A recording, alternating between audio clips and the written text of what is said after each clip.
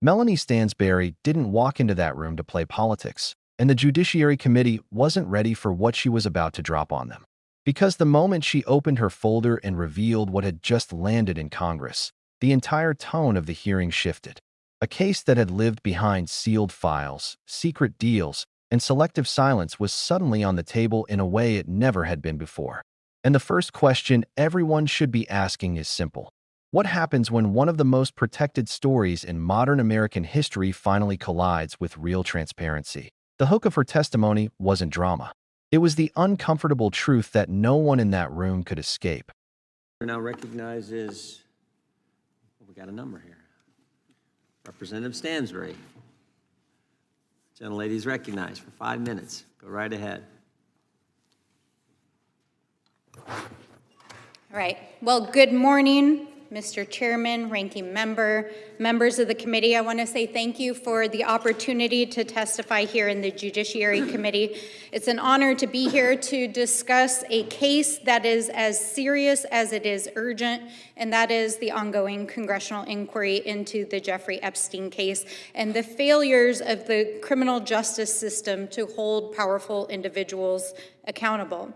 I want to acknowledge that this committee has taken some significant steps to advance the discharge petition demanding that the administration release the files, and I want to bring some additional materials here today from the Oversight Committee on which I serve, because so many of the issues at play in this case are within the jurisdiction of the Judiciary Committee, including the miscarriage of justice that was conducted within the courts, the Department of Justice, law enforcement agencies that failed survivors for decades. So let me begin with this. This is not a partisan issue. Sexual violence is not a partisan issue. Justice for survivors is not a partisan issue. And the pursuit of truth, transparency, and accountability is not a partisan issue. It is essential to restoring trust in our institutions, especially when powerful individuals, whoever they are, have engaged in criminal misconduct and escaped scrutiny and prosecution. The Oversight Committee's work is focused on 3 central questions. What powerful individuals were engaged in criminal behavior? Why did the justice system repeatedly fail women and girls who were groomed, raped, trafficked, and abused?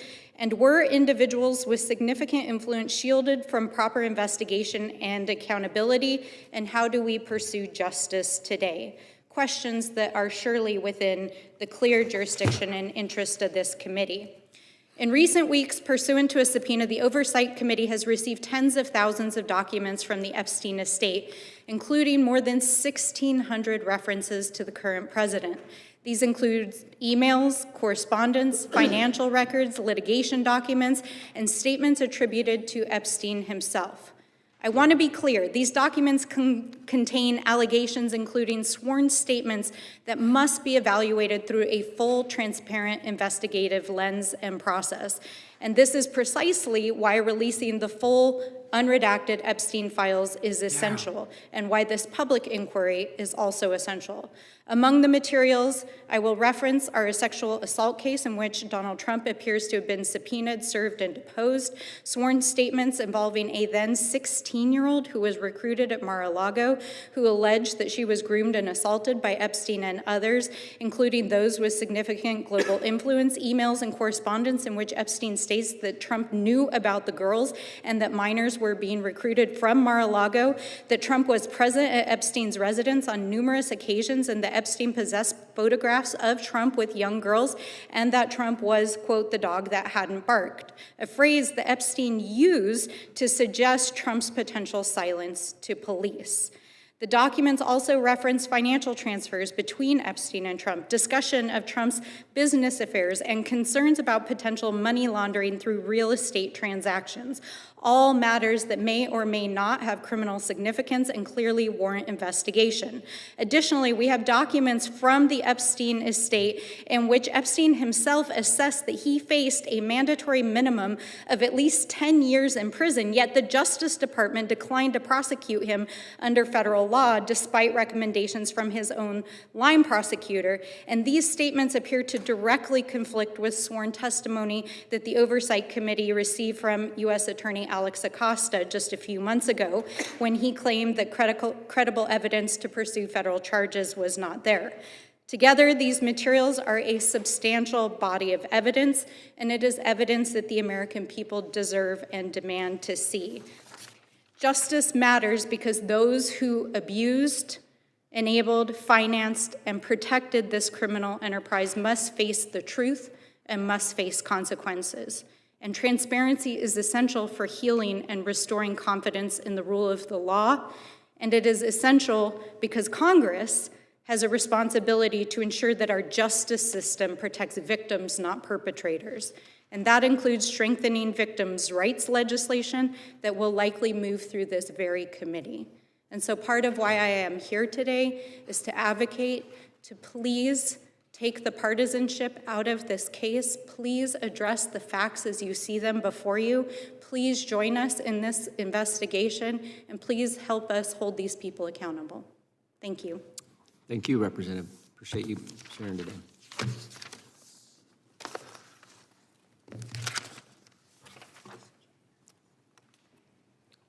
Gentlelady from New York is recognized. New documents from the Epstein estate weren't just names. They were records, statements, financial trails, and allegations that pointed to years of missed red flags and systemic failures. And now Congress had them. Stansbury knew exactly what that meant. It meant the excuses were over. The era of saying, "we didn't have enough information," was done. The era of pretending the system had done its job was finished. She was there to confront decades of silence and force the committee to face what survivors have been screaming for years. The system did not fail by accident. It failed by design. She started by reminding the committee that justice is not supposed to change depending on who you are. The laws don't bend for fame, power, or influence. At least, they're not supposed to. But that's exactly what happened in this case. Survivors weren't just ignored, they were pushed aside. Agencies didn't just miss things, they stepped back. Evidence didn't vanish, it was shelved. And as she spoke, you could see the recognition on lawmakers' faces. Everyone had known something was wrong, but no one expected the documents to be this extensive. Because for the first time, the committee wasn't dealing with rumors or leaks or speculation floating online. They were holding tens of thousands of pages that had been shielded for years. Stansbury explained that these materials weren't vague references or anonymous tips.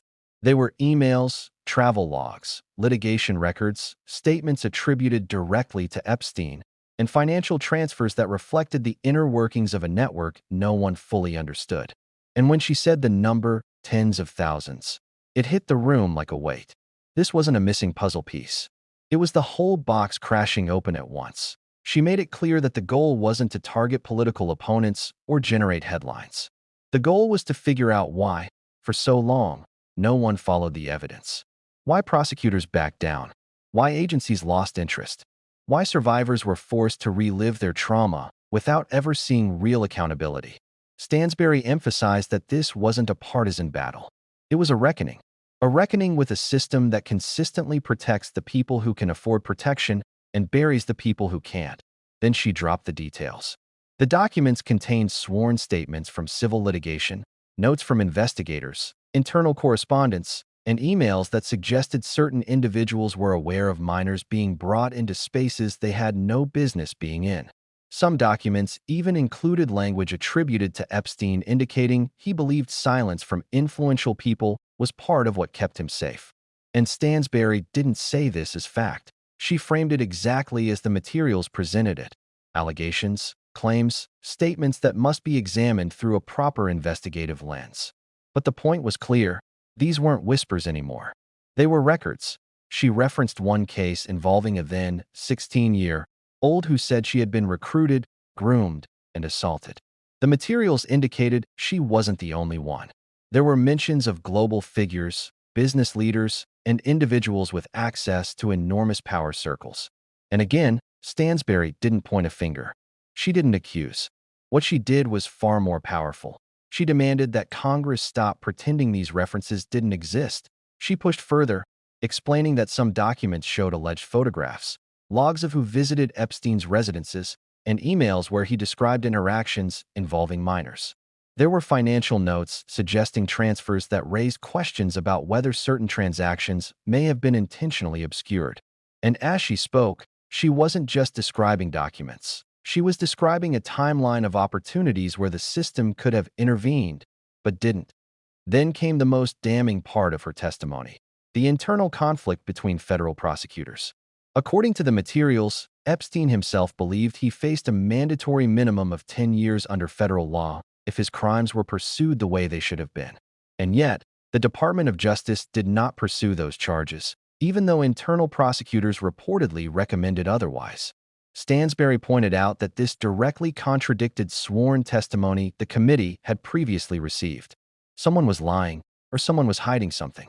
And either option meant the justice system had been compromised, that if prosecutors felt there was enough evidence years ago, then the refusal to pursue charges wasn't about lack of evidence at all. It was about who might be implicated if the case moved forward. That's the part of the story people rarely talk about. Not just the crimes, but the protection, the layers of insulation, the decision-making behind closed doors. When Stansbury highlighted this discrepancy, she wasn't just exposing a contradiction. She was exposing the foundation of an entire cover-up. From there, she turned the spotlight on the bigger question: who benefited from the silence? The survivors definitely didn't. The justice system didn't. The public didn't. The only people who benefited were the ones who would have been implicated if the truth came out. Stansbury made sure the committee understood this. The story of Epstein is not just about one man. It's about an entire structure that helped him operate, avoid scrutiny, and walk freely long after the evidence should have ended his freedom permanently. And to this day, many of the people connected to him have never been questioned, let alone investigated. She reminded the committee that global elites, political figures, foreign business leaders, and individuals with access to some of the highest offices in the world interacted with Epstein openly, frequently, and without consequence. The documents referenced conversations, visits, connections, and relationships that should have triggered questions a decade ago. But they didn't. Instead, everything slowed. Everything dimmed. Everything disappeared into legal loopholes, sealed agreements, and deferred accountability. Stansbury told the committee something no one wanted to say out loud. If these files had been released years earlier, countless survivors might not have spent their adulthood waiting for justice. If these documents had been pursued with full force, the public might have seen a very different story. But the system protected its own. And that's why she kept saying transparency wasn't optional. It was the bare minimum. She explained that Congress had a responsibility, not just to dig into the documents, but to ensure the public sees every page that can legally be released. She emphasized that healing doesn't come from silence. Healing comes from truth. Survivors can't move forward while the people who enabled their suffering remain shielded by powerful institutions. And she didn't just direct this message at one political party. She directed it at everyone in that room, daring them to prove that justice still meant something to as the committee listened. The weight of her words settled in. Because this wasn't just about what happened in the past. It was about what happens next. If Congress releases these files, the country will finally see what was hidden. If they don't, they'll be confirming exactly what survivors have feared all along. The system protects influence, not innocence. And right now, with these documents in their possession, they no longer have the excuse of ignorance. Stansbury's closing message wasn't emotional. It was a command. She told the committee to put aside the theatrics, to stop using selective outrage, to stop worrying about which powerful figure might be embarrassed. She reminded them that the justice system collapses when accountability becomes optional. And in this case, accountability has been optional for far too long. She left the committee with one undeniable truth. Transparency is not punishment. Transparency is justice. When institutions fail, sunlight is the only disinfectant. And if Congress truly cares about survivors, about the rule of law, about restoring faith in the system, then the solution is obvious. Release the files. All of them. Not summaries, not redacted fragments, but the full record, because somewhere inside those pages are the answers survivors have waited decades to hear. Somewhere in those documents are the decisions that allowed one man to build an empire of exploitation. And somewhere among those tens of thousands of lines is the truth about who helped him, who stayed silent, and who stopped the system from doing what it was supposed to do. This moment isn't just another congressional hearing. It's a turning point, the kind that will determine whether the next generation grows up believing that justice actually applies to everyone, or only to those without power. And Congress has a choice to make. They can protect the institutions that failed, or they can protect the survivors who were failed by those institutions. But they cannot do both. If you want this truth to come out, if you believe accountability shouldn't depend on influence, keep your eyes on this investigation. Demand transparency. Watch every update. And if you're ready for more deep breakdowns as this story unfolds, make sure to subscribe, hit the like button, and turn on notifications so you don't miss what happens next.